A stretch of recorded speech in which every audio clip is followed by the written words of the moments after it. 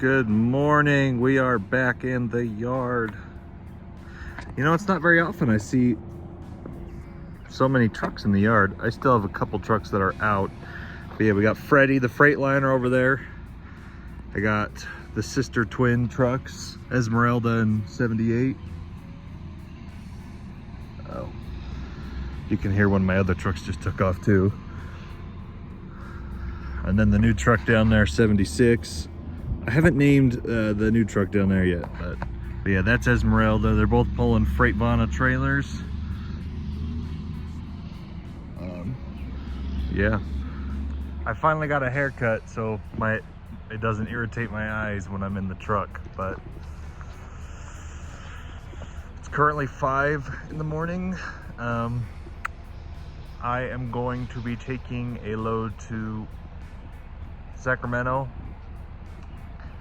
and yeah, that's what we're going to be doing today. I think I'm going to take the Freightliner, or I might take the Kenilworth. The Freightliner needs a because it is a very comfortable truck. The driver is going to be off for a bit, so it's free to take. Maybe I'll take it. I don't know, but that's what we're doing today. So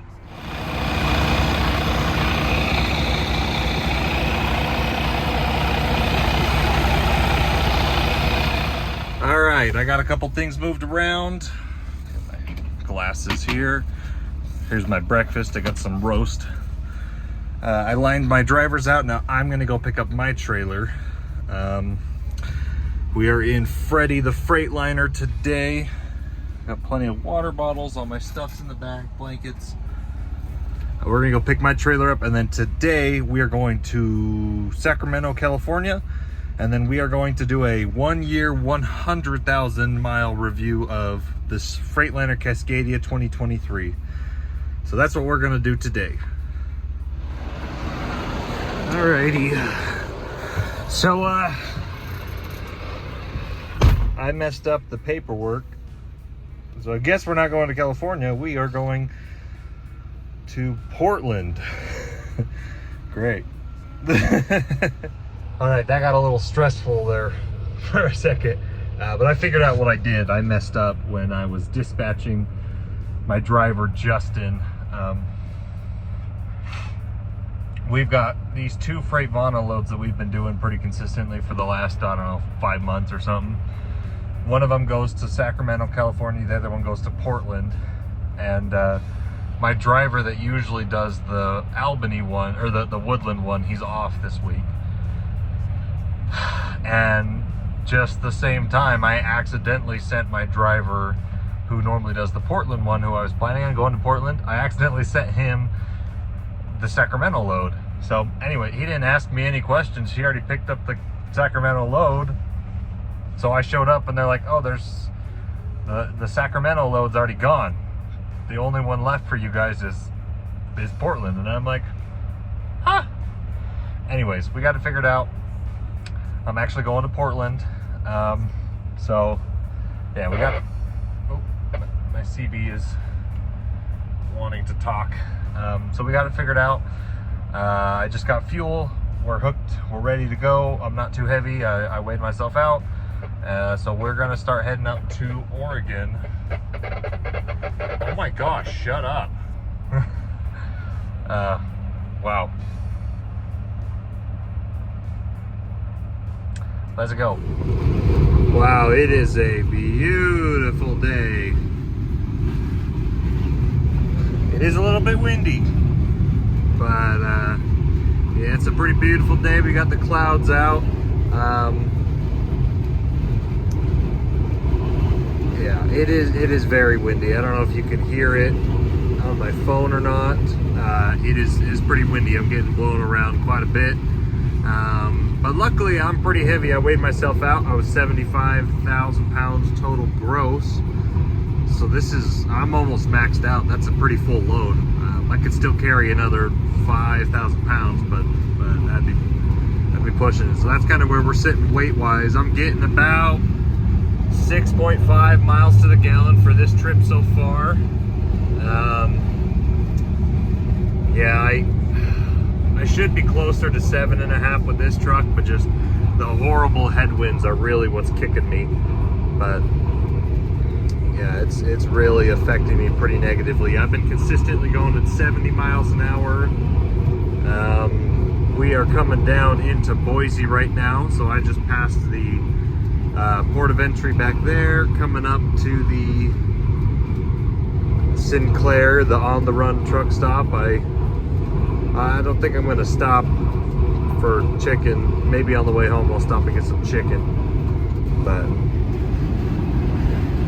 yeah, truck seems to be running pretty good. Like I said earlier, the only thing wrong with it is my AC is not working. I can turn it on, but the AC compressor isn't kicking on, so it just blows room temperature air. It doesn't blow cold air, so unfortunately that's the only thing wrong right now, but I'm not too worried about it. I got 2 fans in the back I can plug in for when I stop, and I can always crank the windows down a little bit. But yeah, that's what we're doing. All right, we are in Ontario, Oregon. Now I know I made a video about 6 months ago explaining why you should not take Central Oregon Route 20. But I have a delivery in Eugene, Oregon before going to Portland. So I wanted to save the, whatever it is, 70 miles instead of going I-84 all the way up to Portland and down. So here we are. There it is. Look right there. Oregon Route 20. Yes, sir. The clouds are looking beautiful. Sky is out to play. It's not cloudy. Beautiful day.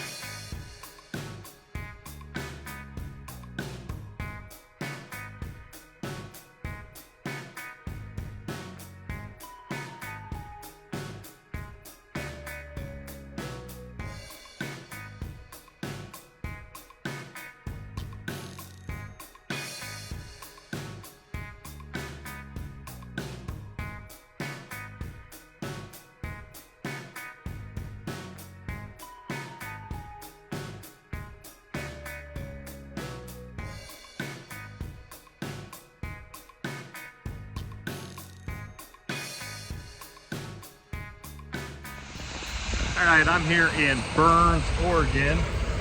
I got my air hookup because this tire is low. My inside rear drive tire. So I gotta air it up. I can't hear it leaking, but I kicked it and it's obviously low. So I'm just putting some air in it. I'm gonna watch it. Yeah. Good thing I brought this green hose, because that would have really sucked, because there's not a truck stop for another, there's not an official like big chain truck stop that has an air hookup, I don't think, until I get to Bend, Oregon. So be self-reliant as much as you can. All right, they're aired up now, so we are good to go. I know I try not to show too much mechanical stuff on this channel, but get you one of these airlines. They're about 30 bucks, $30 to $50, depending on how long you want to get it. You want to get a 50, at least 50 something foot, maybe even longer, 60 foot, just long enough that you can reach from the back of your truck to the back of the trailer without unhooking. You know, you don't want to unhook your trailer just to air up your tires on your trailer. So if you get a long one, it's good. Get one of these, $10 to $20. You want to get a nicer one. The little plastic ones break after you use it once. So these nice ones, you know, $30 maybe dollars. It's worth it because you can air your tires up without having a call out, or if you can't find a pump somewhere. Get you some cheap gloves, 10 bucks, maybe 20 bucks. If you want to get really nice with pigskins insides, lifesaver right there. So obviously just airing up a tire is not a big deal, but you know, especially if you're doing power only loads, you don't want to wait for a mechanic to come air up a tire on someone else's trailer. If you can air up the tire and go, you know, that's way better than wait for a mechanic.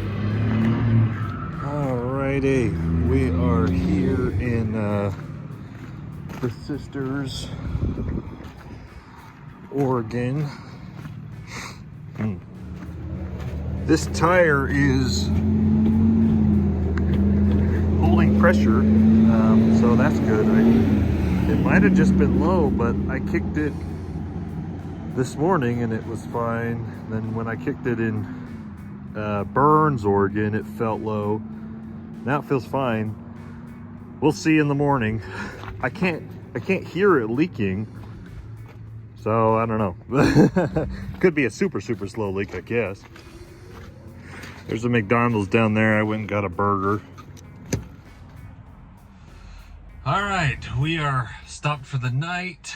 I got some pretty good footage, at least I think. My stupid headpiece that records is not working very good, so I don't know how I'm gonna try and like time lapse it. I know a lot of other YouTube truck drivers do a pretty good job at time lapsing. I don't know, we'll see how it works. But the part that you guys have all been waiting for. 1 year review, 100,000 miles, not quite 100,000 miles, 94,000 miles. So what is my opinion on this Freightliner? Well, I don't know. It's always hard to give a review on a new truck because really when you look at the scope of owning a semi-truck, the major issues start happening after about 100,000 miles, or if the truck's been sitting for several years. So we haven't had too many serious problems with this truck, but we have had several ones that are obviously worth noting. The first thing is our starter died at about 20,000 miles. Now, the first time this happened, the driver was coming home. Where was he coming home from? He had a load in Atlanta, Georgia that was going to Idaho, and broke down, had to get towed. The way that the dealership sold me the truck, there were several warranties. There was like 3 months of tow warranty, so they would pay for the tow. Then there was a 1 year bumper to bumper warranty, and I I believe that's expired now. So now we just have engine, transmission, and differential. I believe that's 5 years, 500,000 miles. So anyways, yeah, at that point, we had to pay for the tow, but the Freightliner dealership paid for the starter. Yeah, that was not fun, because it's, you know, getting towed in a semi truck is very expensive if you don't have tow coverage. So that was the first major breakdown. The freaking starter was completely bad. Had to replace the starter. A little bit later, like literally, we hadn't even serviced the truck yet, and the starter went bad. Next, about 5,000 miles later, my driver's in Portland, Oregon, and the starter goes out again. And this time it wasn't the starter that was bad. The shop came and looked at it. It was just the wire that was connecting to the starter. Whatever, you know. Then we had a couple sensors that went out, like a manifold pressure sensor that went out, and then there was a couple emission warnings, but they kind of just went away on their own, so I don't know if that counts or not. And then the final problem we had is the AC compressor has completely fried itself. So if you turn it on, it'll blow, but we checked under the hood, the AC compressor doesn't even engage. Which we plugged into the Freon. The Freon is still full, so the system is still charged, but the compressor doesn't kick on. So either the compressor's bad, or there's a short in the dash. I don't know. We shall see. I wouldn't be surprised. But other than that, no major breakdowns. But again, like I said, typically you don't see major breakdowns on trucks until 300,000 miles or 3 years. So maybe we'll come back in a year with an update. I will say I do like this truck. Now, personally, as a personal opinion, I like the console setup of the Peterbilts more than the Freightliners, but you know, it's like preference. That doesn't really have anything to do with the truck itself. Cabin wise, you know, the sleeper, very comfortable sleeper, very comfortable. And we have the basic one. It is a single bed. There's not a bunk on top. And some of the nicer ones, they have it where the bed can lift up and turn into like a dining hall, like you got a table and chairs. That's a pretty sexy truck. And there's a Pete that just rolled by. Yeah, it's just the basic one. But if me personally, if I was over the road full time, this is a very comfortable sleeper, and I wouldn't mind being in a truck like this. This truck came to us with a fridge and a microwave and inverter. So a very comfortable truck. Lots of storage room, especially up on top. Very comfortable sleeper. I have no complaints about that. Mileage wise, it gets pretty good mileage. Today I got about 7.3, but I am fully loaded. I'm 76,000 pounds. So that's pretty good for the most part. But yeah, I don't know. It really depends on your region and how heavy you are. You get between 7 and 9 typically. If you're going over the mountains and you're heavy, you get about 7. But there was one time when my driver was in Texas pulling a medium load, and he was getting like 10 miles to the gallon, which that was pretty impressive. But I mean, compared to like the most recent truck I bought, the 2019 PACCAR, it's pretty comparable on the fuels. So the PACCARs do get pretty good fuel mileage compared to the Detroit. So, you know, honestly, spec for spec, I don't know. Don't think that Freightliner is always better than Peterbilt. Now, I have my own gripes with the PACCAR engines, but that's a different video. Yeah, good fuel economy, comfortable sleeper.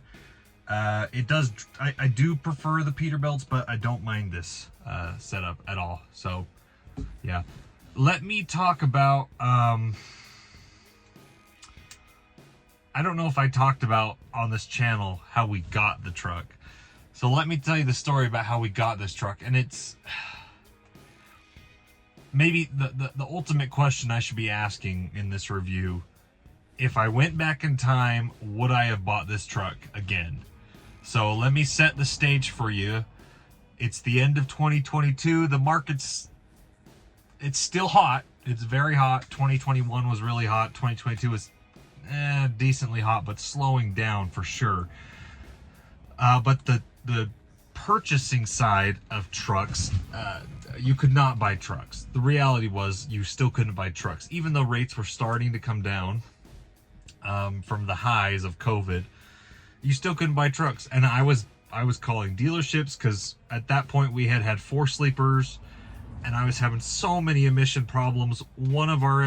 Two of our sleeper trucks had to get their engines rebuilt, a total overhaul, which I was like, we hadn't even put 50,000 miles on either of these trucks and they already needed overhauls. We purchased them used. They had 500,000 miles on them with warranty. So the warranty helped with that. But I was like, man, I have all these loads. I need to get some trucks. I need some new trucks that are reliable. And so I was in a serious predicament at the end of 2022. And I was calling like Salt Lake City Freightliner and they're like, well, piss off, dude. You're 8 months out and you got to give me, 25% up front. Give me 60 grand and maybe I'll have a truck for you in a year. I was like, dude, okay. And Peterbilt wasn't any better. They weren't giving me any lead times on the sleeper trucks, nothing. So I was looking online and this truck was in, it's Atlas Truck Sales. They're in Canada somewhere. I think Toronto area or a little east of there. Anyways, they had this truck listed for an even $200,000 and it was coming for Canada, so there's no FET tax. Maybe. So we paid slightly over $200,000 with the closing costs and everything. So that's my baseline price, $200,000. We got a good interest rate because that was before interest rates were jacked through the roof. But still, the residual balance on the loan is really high. Anyways, we got the loan. We bought the truck. I ordered the truck December 2022. Well, we purchased the truck and the dealership told us, hey, there's a little bit of a waiting period, about a month before you can pick up the truck. They got to hold it at customs checks. I'm like, okay, whatever. It takes 3.5 months. Finally, mid-March, me and my wife, Christine, we fly out to Chaplin, New York, which is just over the border. And we were able to finally drive it home, but it took 3 months and we had to wait for it. But anyway, so that's why the speedometer is all weird, because it's the big numbers are kilometers and the small numbers are miles. But I mean, it's not interchangeable. Oh, this is a funny story. They governed the truck at 60 miles an hour. And I asked the Canadian salesman who barely spoke English, I was like, hey, what's it governed at? I'm driving it all the way home. I would like it to at least be 70. And they're like, oh yeah, I think it's about that. I don't know, kilometers or whatever. That's a horrible French accent. And we start driving the truck, and you can change it on your dashboard. You can change it to kilometers or miles or degrees or Celsius or whatever. And it was 60 miles an hour. So me and Christine, we drove. I had a load, and then we picked up a trailer in Nebraska at that point. And I went all the way from New York to Nebraska at 60 miles an hour. And then after that, I'm like, I can't take this anymore. I'm not going through Wyoming going 60 miles an hour. And we stopped at the dealership and they charged us 2 hours labor to plug it in and change the setting. Anyways, that's just a funny story time. Long story short, I would probably not buy this truck again just because of the cost, the upfront cost that we paid for it, the $200,000. Dealerships are really lowering their price now. You can get a way better deal at dealerships because everyone's canceling on their new truck orders. Like I said in my last video, our dealership is offering us 2024, 2025 Kenworth T680s, the PACCAR engines, but for $155,000 total. So for 50 grand cheaper, you could get a brand new Kenworth with a PACCAR engine, and you would get the same miles per gallon as this Freightliner. And so that's why I would not buy this truck again, just because the market itself has changed. Nothing necessarily wrong with the truck. I don't like the emissions, but that's on almost all the trucks nowadays. So just the cost, you can get a way better deal now. But I really don't have that many gripes on the Freightliner. I don't know. It's very comfortable. It's just not my style, but it's a good truck. So we'll see you guys in the next video. Sorry this video was so long, but I had a lot I wanted to say. So thanks for sticking around. Subscribe. If you made it this far, you might as well. But we'll see you in the next video, guys.